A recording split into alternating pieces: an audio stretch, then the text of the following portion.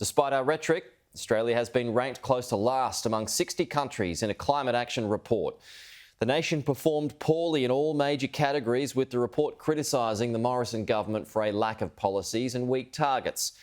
Let's explore this with Jonathan Lee out of Canberra now. Jonathan, we have performed particularly poorly with policy. Good morning to you.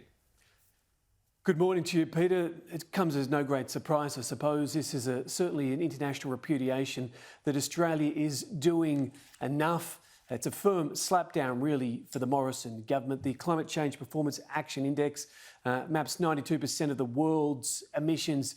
When it comes to policy, we effectively rank last. We have no score there. It looks at emissions, renewables, energy, and obviously with us being a major exporter of gas and coal, we are always going to struggle here. But Scott Morrison has been telling Australia how particularly well we've done when it comes to cutting our emissions, 21% on 2005 levels, saying that we stack up very well by comparison to other countries. Well, this report says we aren't even close to doing enough. I'll show you just quickly where we come on this index, and it certainly is towards the bottom of the list.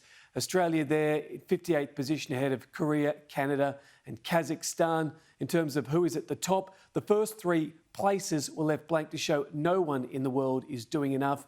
But the European nations, their Scandinavian nations in particular, leading the way. In terms of what has been said, Peter, a quote here: the country's lack of ambition, and that's Australia, our lack of ambition has made its way onto the international stage. Now, Scott Morrison today will remain in Melbourne. He continues on his election campaign as we lead up to Christmas, and the opposition tries to build its own climate policy ahead of Christmas. In terms of what's being announced today, it's a $1 billion investment to fund low emissions technologies. The government continuing to talk about carbon capture and storage, and also methane. The opposition remains extremely critical of carbon capture and storage.